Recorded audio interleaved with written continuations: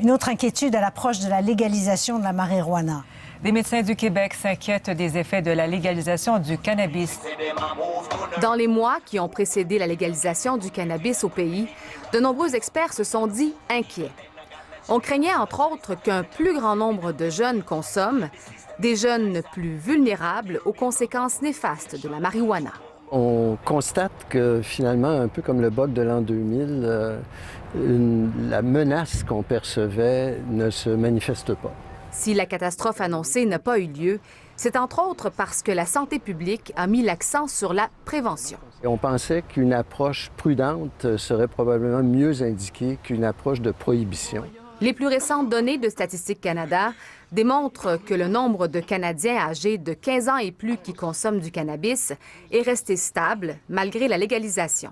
Il ne semble pas y avoir plus de consommation et on a des données très partielles en ce qui regarde, par exemple, l'utilisation des services hospitaliers. Et les quelques informations que j'ai, moi, m'indiquent qu'il n'y a pas vraiment lieu de s'alarmer. Au projet Cumulus, où on sensibilise les jeunes aux dangers de la dépendance, on note même quelques différences positives. Une différence en termes de questionnement, oui.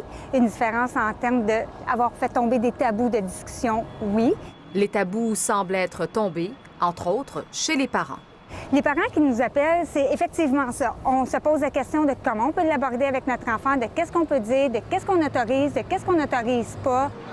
Les consommateurs qui fréquentent la Société québécoise du cannabis se sentent aussi plus en sécurité. Et on peut vraiment avoir la certitude qu'on sait qu'est-ce qu'on consomme. Un sentiment de sécurité aussi, là, on sait ce qu'on prend. Au cours des prochaines semaines, les produits comestibles à base de cannabis arriveront sur les tablettes. Cette étape suscite de nouvelles inquiétudes. On craint que ces types de produits-là deviennent, pour les jeunes en particulier, de nouveaux modes de consommation cool. Québec a déjà annoncé que la vente de chocolat, de friandises et de confiseries à base de cannabis sera interdite sur son territoire. Une bonne chose pour la santé publique qui, encore une fois, prône la prudence et la prévention. Ici Catherine Gauthier, Radio-Canada, Montréal.